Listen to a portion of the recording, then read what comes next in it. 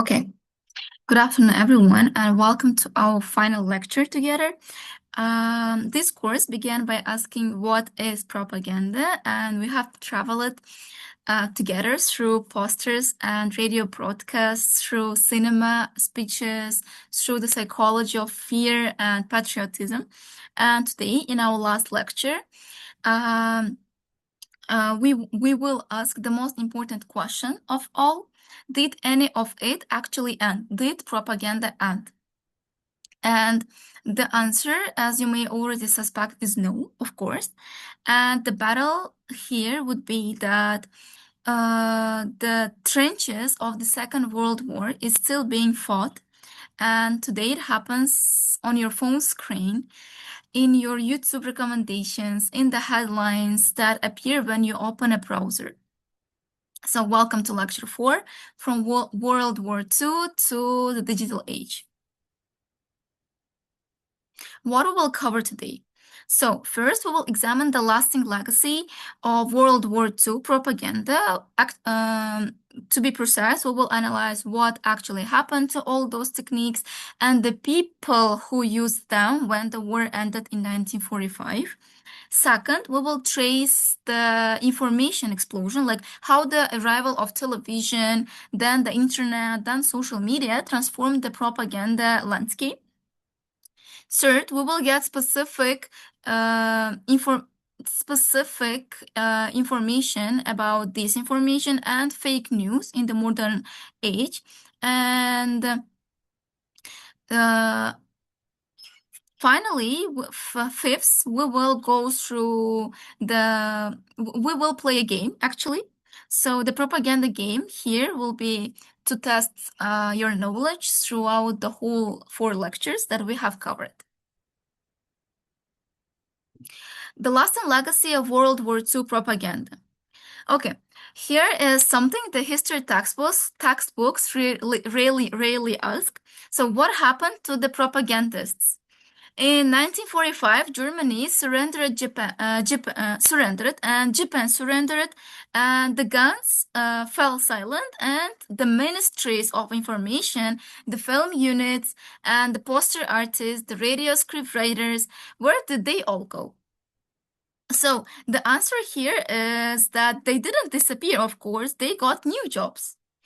And in the United States, wartime communications professionals moved into the advertisement industry. Mostly all the people who have worked as propagandists during World War II in all 4 leading nations at that time were then transformed into advertising industry, into government public relations, or into the newly expanding world of television. And the techniques that had been used to sell war bonds and demonize enemies were now being used to sell soap or to support political campaigns, to shape how ordinary people thought about foreign policy. And in Britain, the BBC's wartime propaganda experience shaped the values and practices of public broadcasting for decades. In the Soviet Union, however, the entire apparatus of wartime information control was folded directly into the Cold War propaganda machine. So, perhaps most importantly, the Second World War established something that hasn't existed before. And this was the idea that governments hadn't just the right, but the responsibility to manage public opinion. And the advertising industry here we live with today is the one that uses emotional appeals, repetition, powerful imagery, and group identity to sell products. The only thing that we are not used today is demonization, because demonization is only used during wars. And Hollywood's relationship with the US government, where studios cooperated closely with the Office of War Information to shape storylines and casting, this has created a template for what scholars now call as soft power. And the soft power is the use of culture and narrative to shape how the world sees you.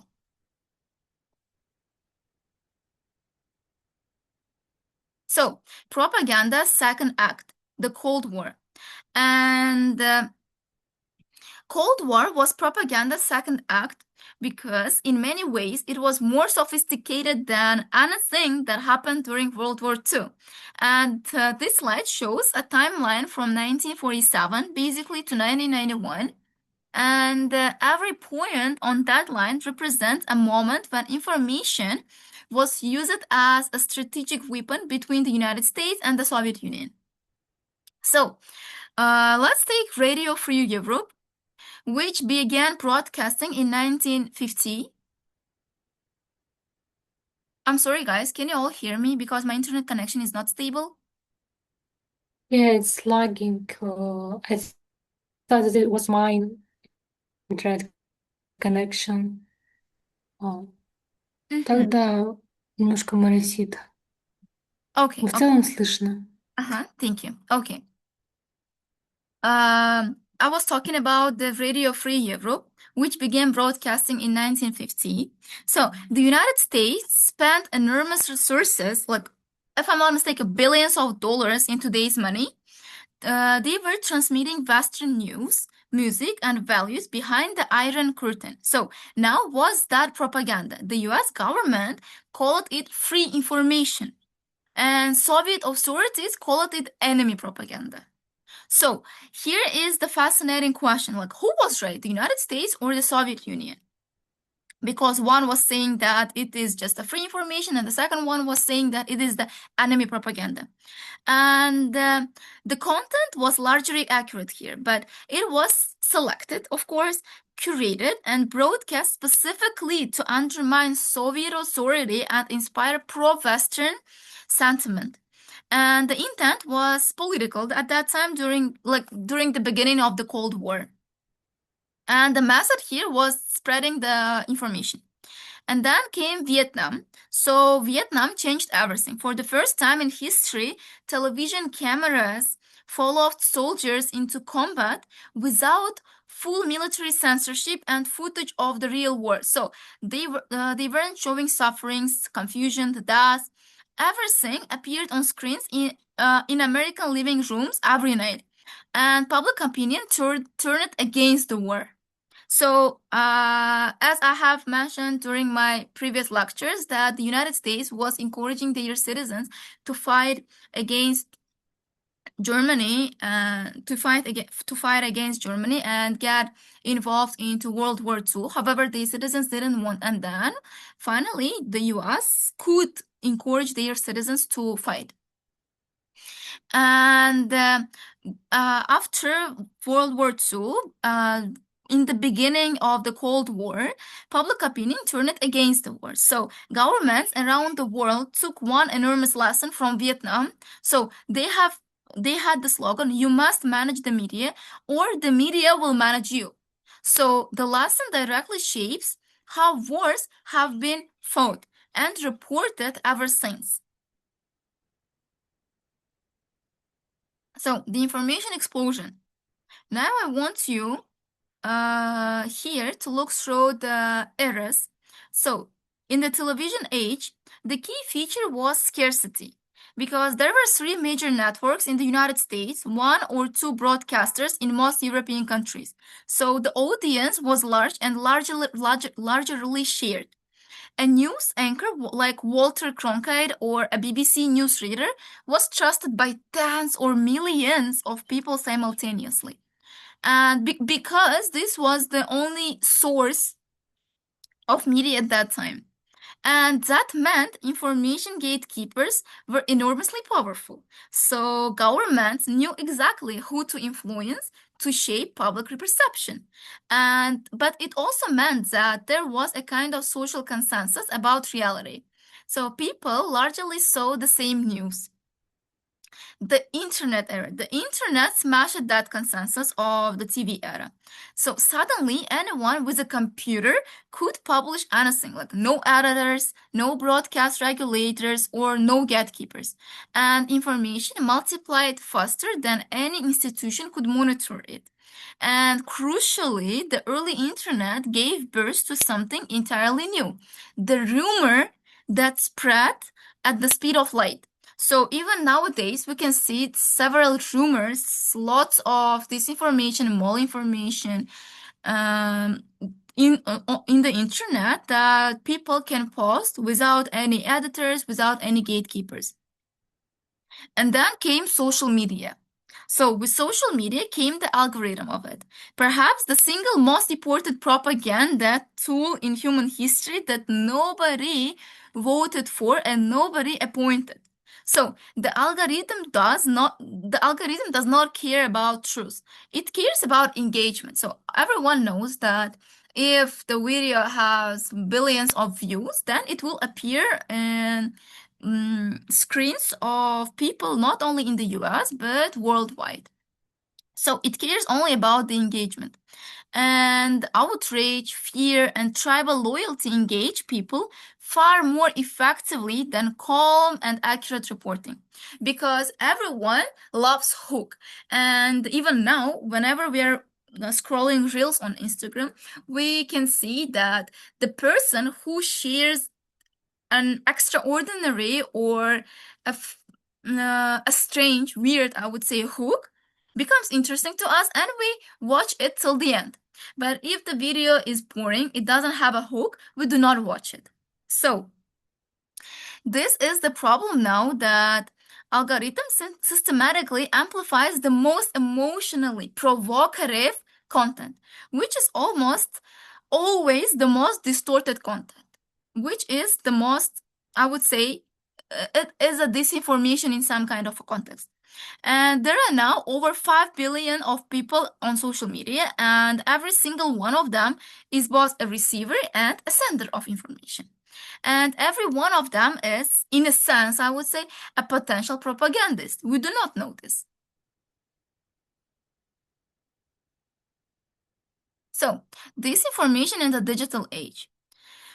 Now, here on the left, like World War II era propaganda tactics, and here is the modern digital information environment. Dehumanization, like I have talked about it a lot. Enemy posters in 1942 depicted opponents as rats or monsters. They were categorizing their enemies as animals. As I have said before, it's easier for people to persuade others if they think that it is an animal, because we are eligible. I would say it's not an ethical problem, it's not an ethical dilemma to kill a cockroach, for example. We can all do this. And they were trying to animalize their enemies to show them as rats or cockroaches so it would be easier to kill them. They have manipulated their citizens. And today, social media memes do exactly the same thing to political opponents. Gatekeeping. In wartime, governments controlled which stories appeared in print. And today, however, algorithms decide which stories you see in your feed. And visual deception, like staged photographs appeared in newspapers during World War II to show false victories. And today, this has changed it to artificial generated images that circulate on social media within minutes of a breaking news event. And repetition, of course. Elite and access propagandists both understood that if you repeat a message often enough, it means that it begins to feel like common knowledge.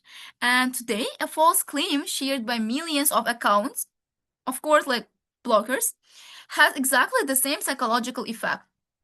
Let's say, like, if you see this on one blogger's Instagram, then you won't believe it. But if they repost this story, this uh, reels several times, it would make sense. Then if you will start to believe it. And this is the insight here, that it has a psychological effect.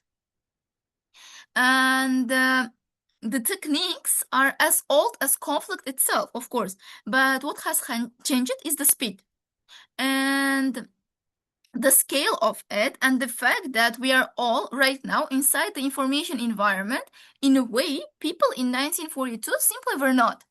So they could turn off the radio, but we cannot turn off the algorithm. So I'm sorry.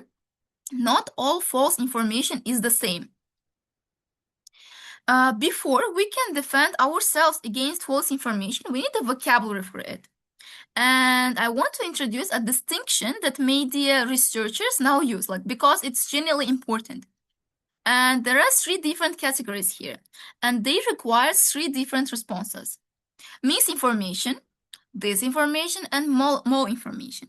So, misinformation is a false information shared by someone who believes it to be true, and the person sharing it is also a victim. For example, if your relative shares a reels from Instagram to you, they are also a victim of it, and they not do this deliberately, and they were deceived as well as you.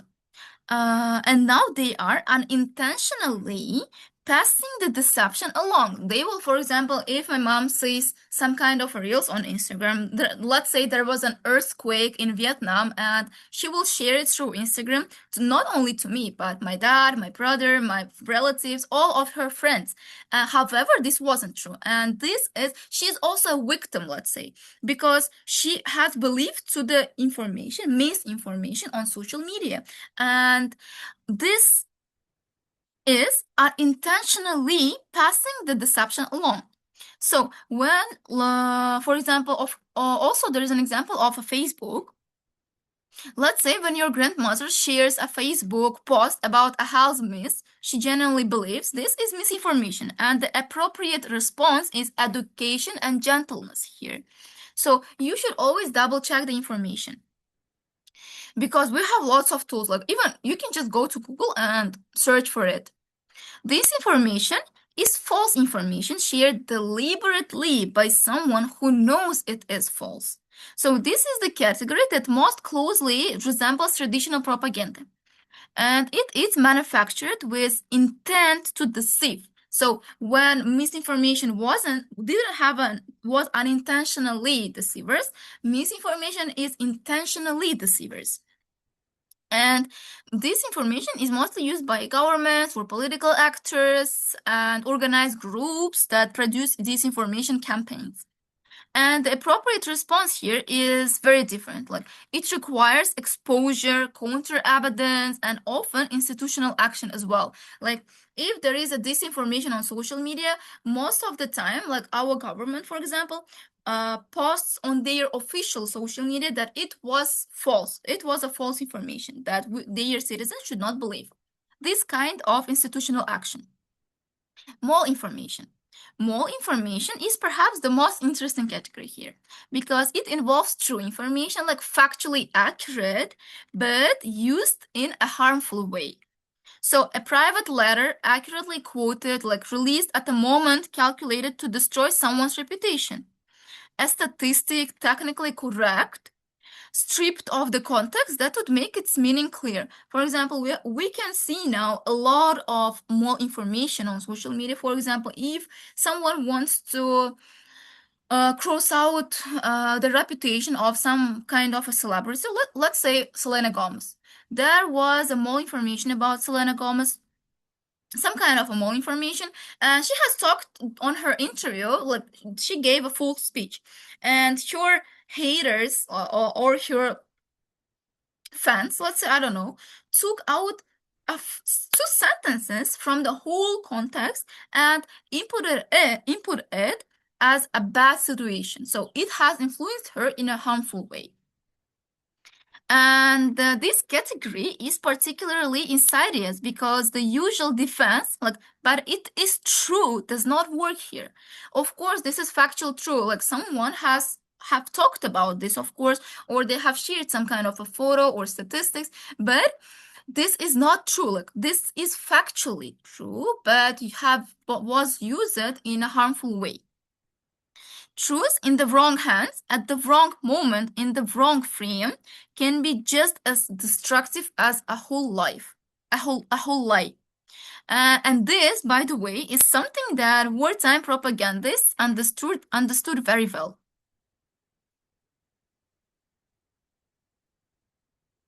So, how historians evaluate sources? Now here is where the Historians have always had to evaluate sources, to ask, and not just what a document says, but who wrote it, when it was written, for whom it was written, and with what purpose it was written. And these are exactly the skills we need to navigate the modern information environment. So let me show you a framework called CIFT, CIFT, developed by information literacy researcher Mike Caulfield. And this is the same method used by professional fact checkers at organizations around the world. So, S here stands for stop. Look, before you share, before you react, before you believe to something, you should stop. Like, your emotional reaction is precisely what manipulators are targeting. And the outrage, the fear, the writer's certainty are the emotions that make you less accurate and even not more. And the single most important habit you can develop as a media consumer here is pause before you propagate. I here stands for investigate the source. And not the article itself, but the source. Who published this? What is their track record? Are they registered with the press council, and do they have a clear editorial policy? Even it's not only about disinformation, differentiating disinformation from right information. It's about even writing your research paper. While you're writing your research paper on some topics, you should always look through who have written this and that topic and what kind of sources they have used. Is it like a qualitative sources or quantitative sources? What kind of work they have done before? What is their background and how they have developed this skill? These are very important questions you should give, not only to differentiate like this information from information itself, but to navigate your whole life in the academia. So this takes like 30 seconds and it will save you from sharing misinformation more than almost anything else. So F here stands for find better coverage. And if a story is important, more than one credible outlet will have covered it.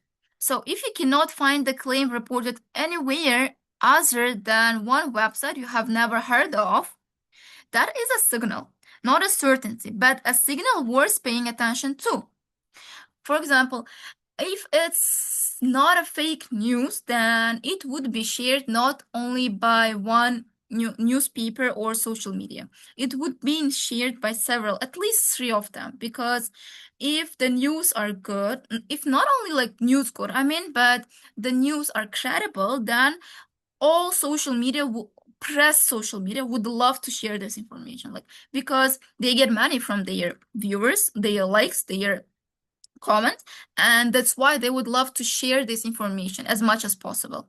So if it's only like one website that you have never heard of, then it's a signal. And T here stands for trace, claims, and images. So photographs and videos are among the most powerful propaganda tools precisely because we tend to believe what we see.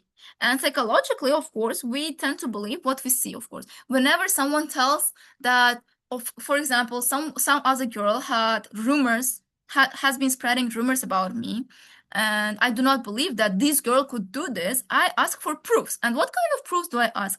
I ask for like Telegram chat of them, for video where she was talking, or at least the recording with her own voice. So then I would believe this person that is sharing that other girl is spreading rumors about me.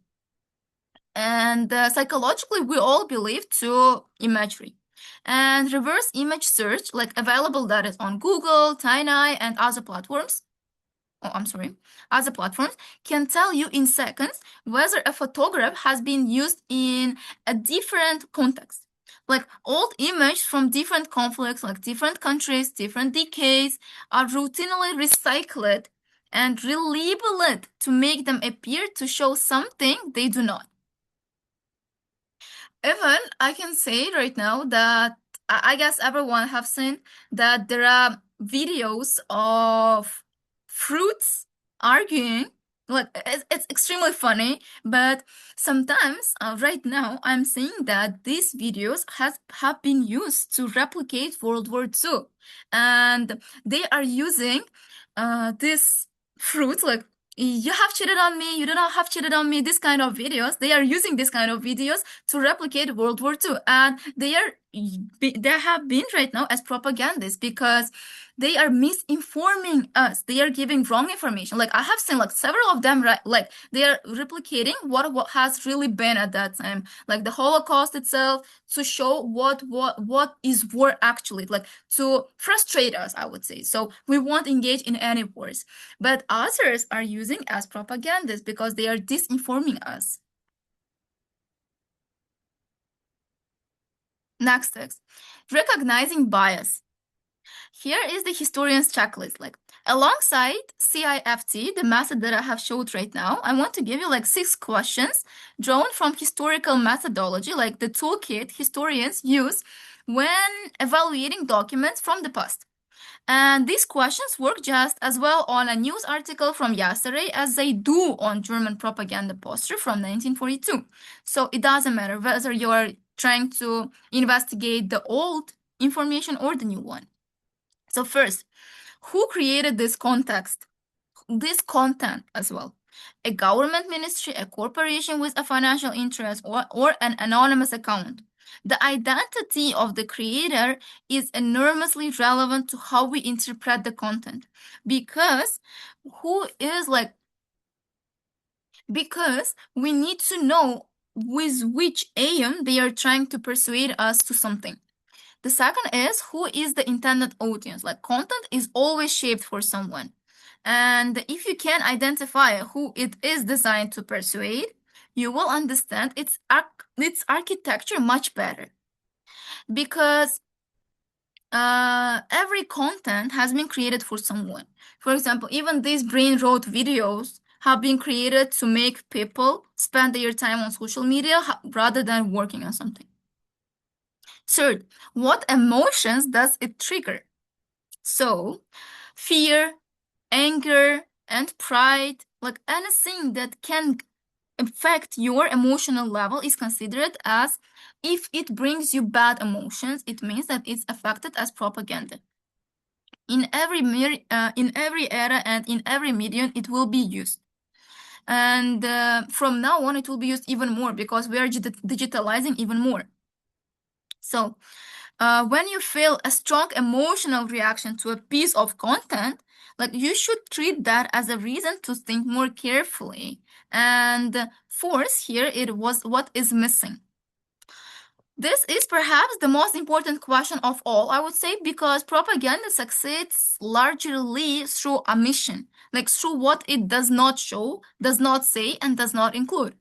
The voices that are absent from a story are often the most important voices. Fifth here is, does it use absolute language? Like words like always, never, all, none. These are all red flags. Like reality is almost never the simple. 6 here is, can you verify the core claim independently? 2 credible independent sources. That is the minimum standard for everything, like to double check the source that you are referring to. So the new frontier, deepfakes and AI. So here is today, like we using freely available artificial intelligence software, like it is possible to generate a photorealistic video of any world leader delivering any speech they never gave. Like you can even see the videos in on Instagram, the dancing of presidents of several nations, and that's actually funny. But this is not the best thing that they can do right now, because this will go even further. And it is possible to clone anyone's voice as well in minutes using a short sample of their audio.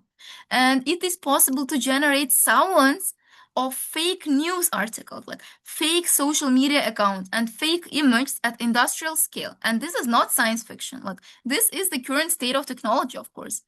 And now the reassuring part of the story, and there is a reassuring part, of course, is that artificial media has telltale signs, like particularly in video.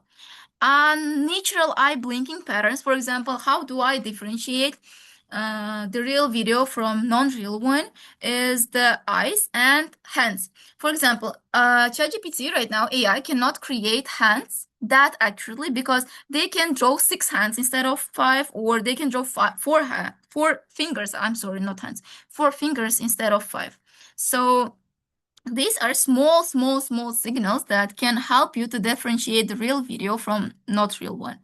So there are like unnatural eye blinking patterns, like skin that looks too smooth and the hairline or around the ears. So audio that does not quite synchronize with lip movements. And AI detection tools also help, like Sensity or Deepware can also analyze video content and flag and show you the red flags of it. So the deeper reassuring truth here is the analytical skills that help you to identify a manipulated photograph from 1943, let's say, as the same skill that will help you question a suspicious video in 2026. And you should always ask the only question, who created it? So ask what they want you to fill and whether you can verify it through independent means. Like the technology has changed, of course, and it will develop as well. There is nothing we can do with it. We just can be more analytical. And the logic of manipulation here should always be developed. So here is case study of the COVID-19 infodemic. So in 2020, the World Health Organization coined a new word like infodemic, an epidemic of information so vast and so contradictory that it became in itself a public health crisis. The World Health Organization Director General described this infodemic as we are not just fighting an epidemic, but we are fighting an infodemic. So what happened during COVID is what was a perfect demonstration of every propaganda technique we have studied in this course, like deployed simultaneously. So it was done by multiple actors across every platform. Dehumanization was the virus itself. The virus was given a nationality, an ethnicity, and an enemy face. So it was the dehumanization was China. So we were all blaming China at that time, and the virus was actually given a nationality and an ethnicity. Fear as well. Fear was amplified beyond its already considerable reality by content optimized for viral spread. So here we do notice that people have shared even false information about the death statistics, about infected statistics, and that was impacting us as well. Gatekeeping this time works in reverse, like not as in 1941. So this was with institutional voices, like being systematically excluded from certain platforms, while conspiracy theorists accumulated millions of followers. During COVID, there were lots of conspiracy theories. So I can even give you an example of one of them.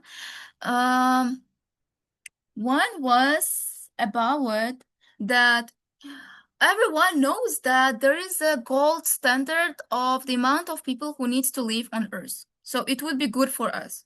So we will not have food scarcity, we will not have unemployment rates, and this means that we need to have a control of birth rates.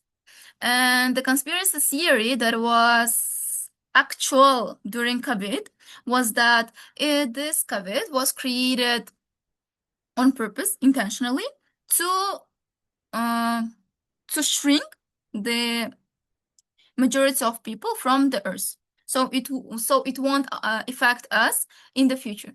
But if I'm not mistaken, right now we have 8 billions of people on Earth. Like, it's a lot, because from the statistics, you can see that the World Health Organization have shown the statistics that the gold medal for Earth would be 5 billions of people, and we are now exceeding to 3. Like, it's a lot, and we will increase the birth rates as well. There is nothing we can do with it, and this was a big conspiracy theory of COVID-19 at that time. The next one is the conspiracy framing as well, like they don't want you to know structure.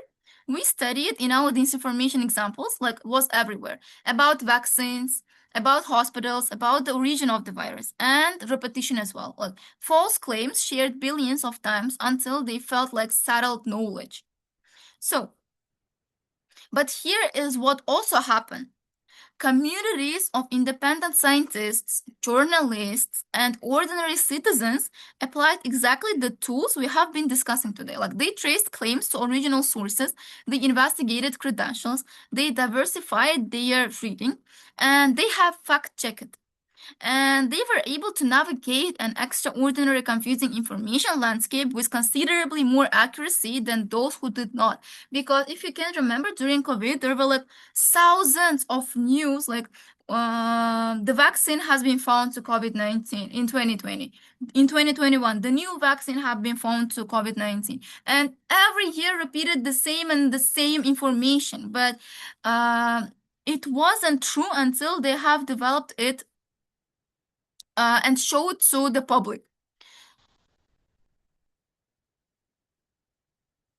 So here is the fast propaganda game, and here is like rules on how to play this. So you will see here 5 real examples of persuasive content, and for each one, I want you to identify the propaganda technique that has been used and decide, like, is it for World War II era or it works for modern era as well.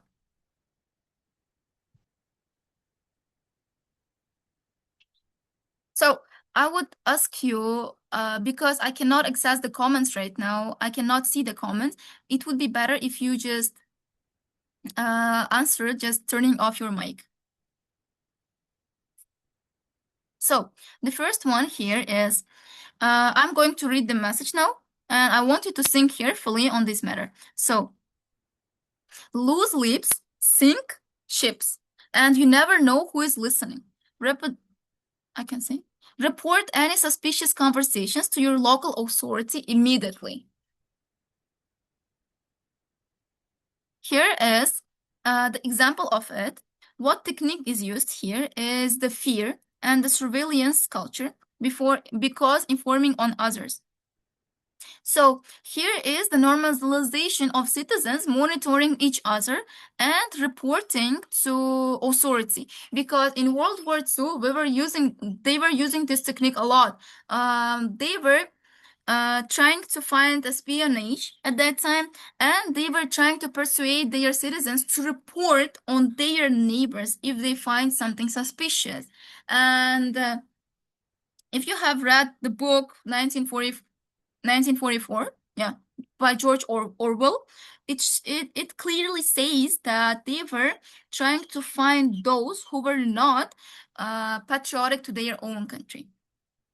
So here, the technique that has been used is the informing on others, and it is also a classic example of we might call mobilization through threat rather than through aspiration. Like, the audience is told not here is something good you can do, but here is a terrible thing that will happen if you do not act.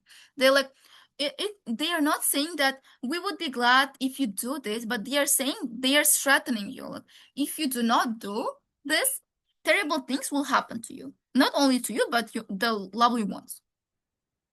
And the area of it is the real slogan from the United States Office of War Information from 1942. And it wasn't only used in the United States, but before the Cold War in the Soviet Union as well.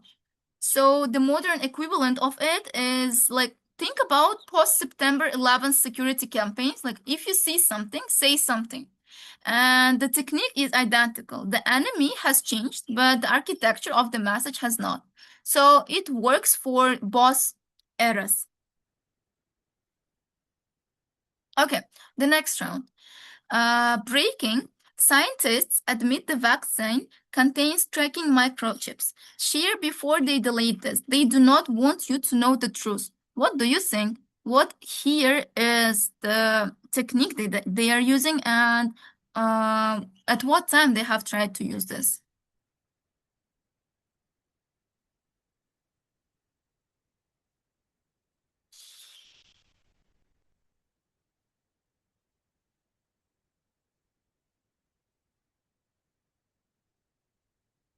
Are there any suggestions?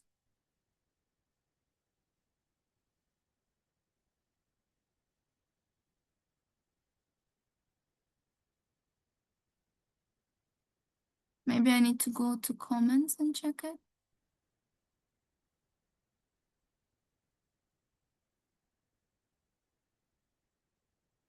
No.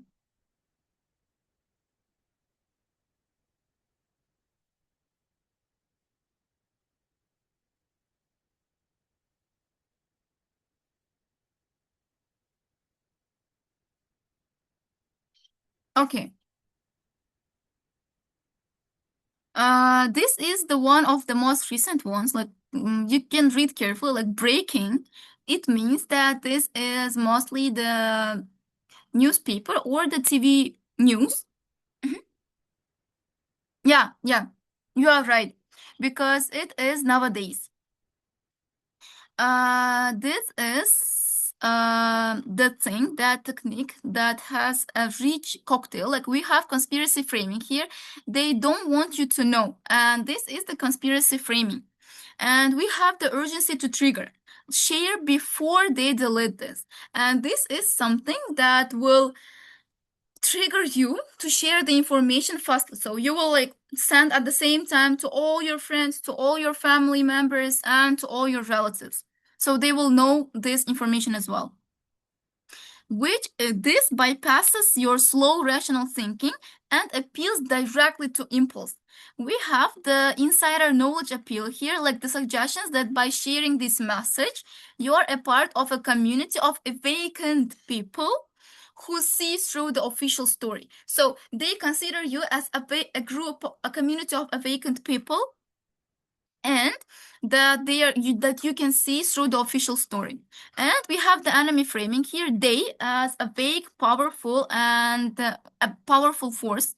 This content is modern, like it circulated widely through COVID pandemic. And the hidden truth technique is direct from 1930s, however. And this is from propaganda playbooks. The red flags on this piece of content are numerous, like all capitals, no named source. Like breaking means that if there are all capitals, it means that it will trigger something in your mind, that they will surely read this news. Because as we have all know, breaking only from past, breaking has only be on TV, like breaking news or breaking information. It was about something very, very important. Like it was, if there was an earthquake in Japan, for example, there was like breaking news. But it's not something like very, very conspiracy. Then they have tried to trigger something here in your mind. The third one. Our boys are fighting for your freedom, your family, your future. And every factory worker is a soldier. Every rivet counts. And work harder, win faster. What do you think? What kind of technique that was used here, and in what era it was used?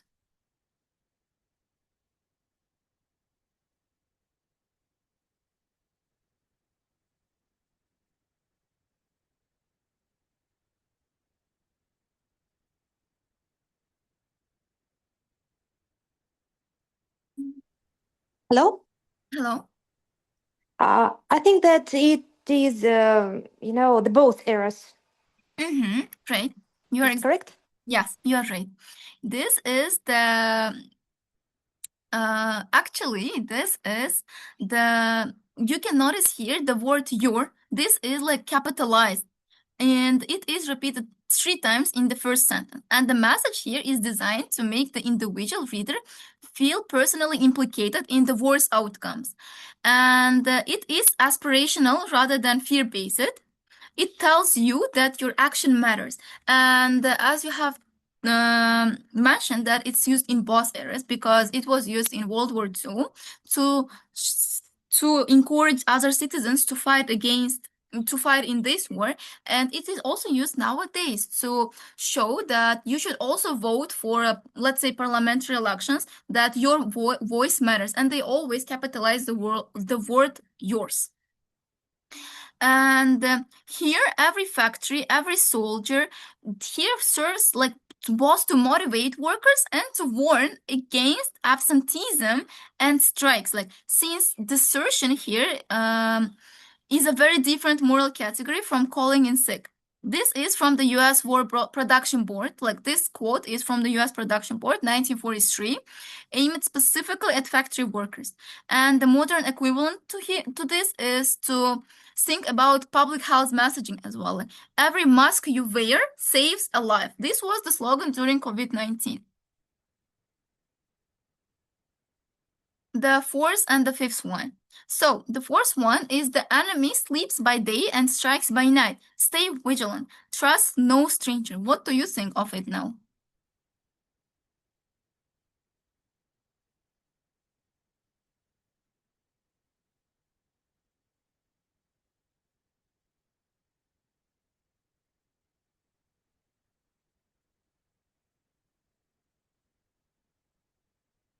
Okay, if you can see here, they are using dehumanization again because fear is being used here, and othering of the enemy, like the enemy as inhuman, threatening, and animal, they are saying that they strike by night.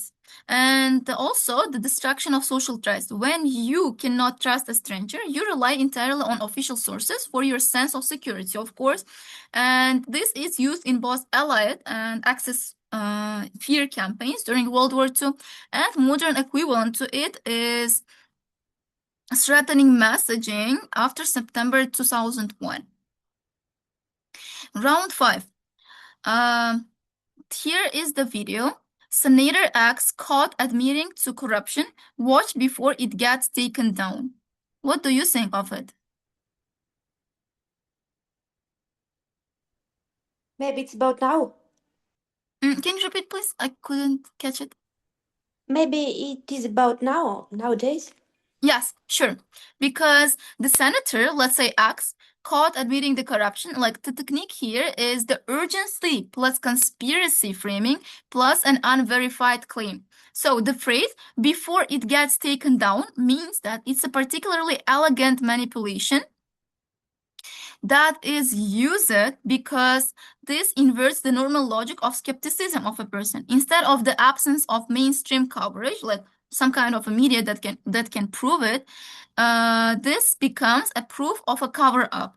So the more you cannot find it, the more evidence there is that it exists. So it is modern. The red flags are the all caps, and the exclamation marks the unnamed senator, because we cannot see the senator's name here, and the unspecified corruption, and above all that phrase, like before it gets taken down.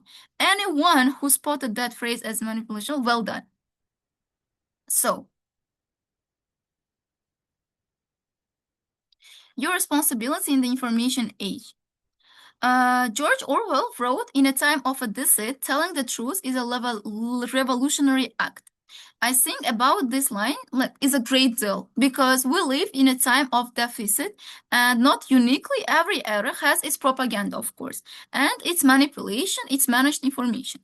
But our era has unprecedented scale and unprecedented speed because the battle for minds that was fought with posters and radio in 1942 is now fought with algorithms and artificial intelligence in real time. And it is now done at a global scale in every language and on every screen. So here is like 4 things that you should question to gain media literacy. So question what you read, like even from sources you trust, because no sources is infallible and all sources have perspectives.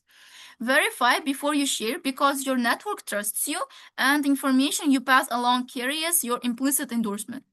And you should always seek out voices different from your own because the echo chamber is comfortable and dangerous in equal measure. And teach others skills you have developed in this course. Like, because media literacy is not a personal protection strategy, it is a civic responsibility of every citizen. So thank you for these 4 lectures and engaging with my 4 lectures. And if you if you have some questions, I would be glad to hear them. But if not, then thank you a lot.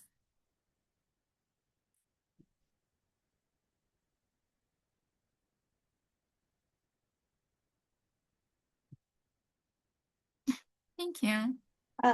Hello. I just wanted to ask you about, all of this information that you told us. So, was it your research or was it your, kind of lecture you have taken somewhere, or how did you collect all this information and how did you learn it? So basically, this is I have searched on my own because before a year ago I have written my own research paper on World War II. And I have analyzed their several propaganda techniques and from my own search. Of course, my own research paper is also based on other scholars' research papers because research paper is always written as dependent on others' works. And I have also analyzed the works of several good scholars. My favorite one was Minaif. I literally love watching his videos on YouTube about wars, and my opinion is mostly based on his ones because I do think that, of course, he is also a kind of a propagandist, but he's not a propagandist, I would say, but he shares information that he finds good. So we should always double check the information, not only from one source, as I do from Minai, but I have also rechecked from 20 other sources. So it is basically on my own research.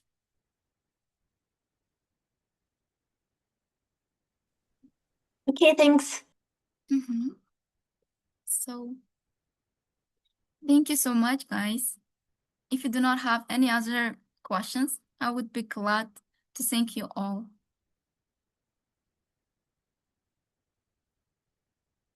Bye-bye. Oh, I'm sorry. Can you also write down your names again in the chat of the Telegram group chat?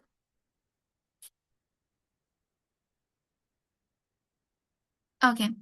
Thank you all. Thank you. Bye. Bye.